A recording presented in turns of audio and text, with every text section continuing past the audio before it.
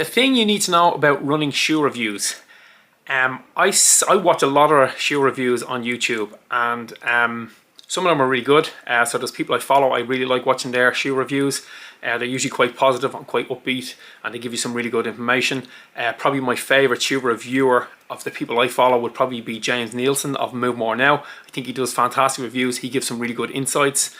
And there's a couple of other people that I like to watch who give good insights. But there are other shoe reviews that I watch, and it's people who are kind of coming on, or they're dissing shoes and they're telling you that you shouldn't buy this or you shouldn't buy that, or there's a reason why you shouldn't get this, that or the other, and they're telling you stuff that just has absolutely no scientific backing behind it. Like if you wear if you go from a flat shoe to a shoe with a like a 4mm drop or something like that, that you know you're going to give yourself injuries or whatever.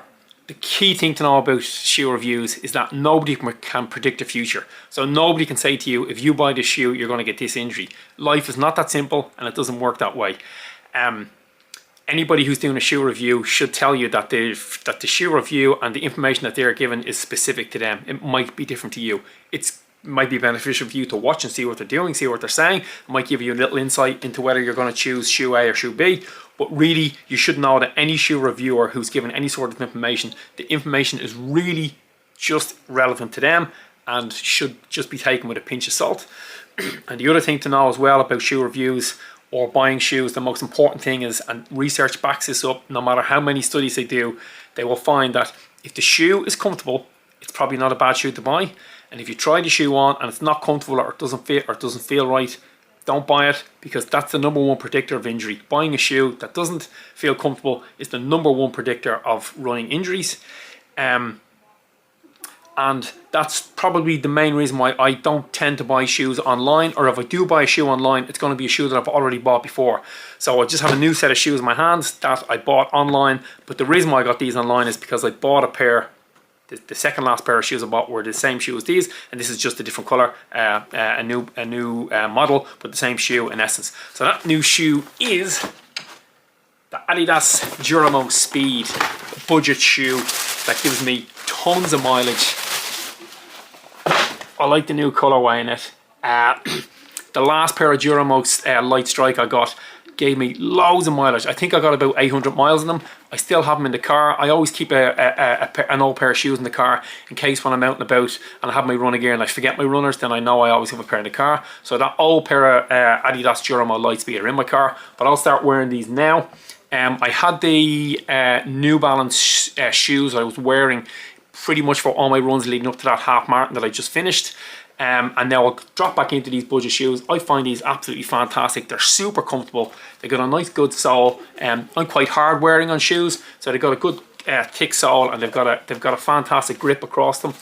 So I like wearing these. The upper is quite soft, but it does give you that little bit of strength. So when I raced that half marathon, I was wearing the Vaporflies, and the upper on the Vaporfly is just like paper thin, tissue thin, so it doesn't feel that it's giving you any support. But these shoes feel like they give me a little bit of support, and like I say, I'm quite hard wearing on shoes, particularly when I'm turning.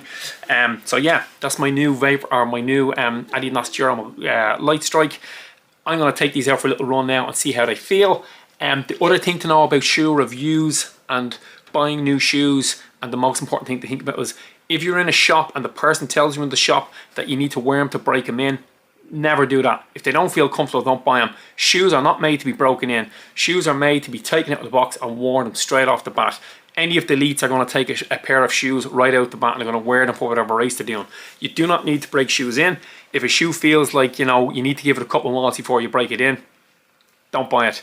Don't buy it. Put it on. If it feels comfortable and it feels like it's a good shoe and a good fit for you, buy it. If it feels a little bit uncomfortable, or that the fit isn't just right and you think, you know, a couple of miles might break enough for me, take my advice. Don't buy it. You're leading yourself down a road where you're putting yourself at risk for injury. Anyway, enough of me rambling about this. I'm going to take the shoe out for a little run.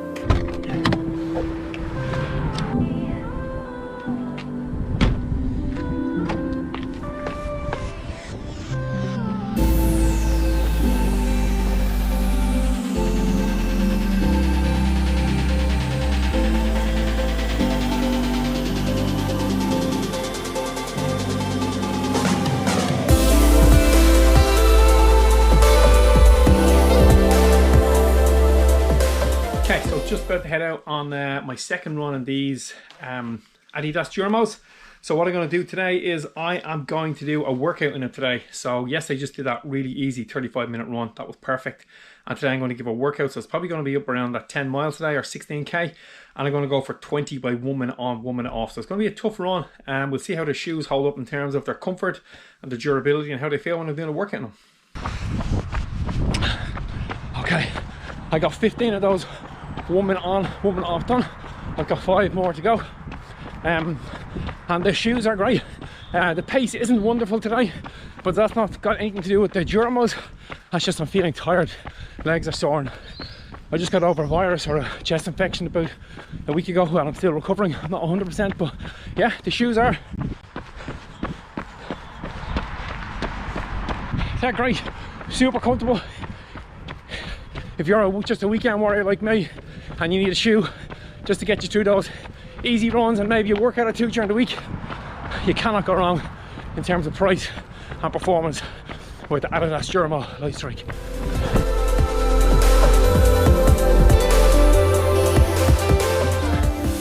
So that's it. 2 runs in the Duramos, and this is my second pair, so loving them. Yeah, overall a great shoe. I cannot recommend them highly enough, but remember, like I said at the start of this video, anybody gives any sort of running shoe review or recommendations, it's really just applicable to them. You got to find out what works for you, but I hope they work for you if you haven't before.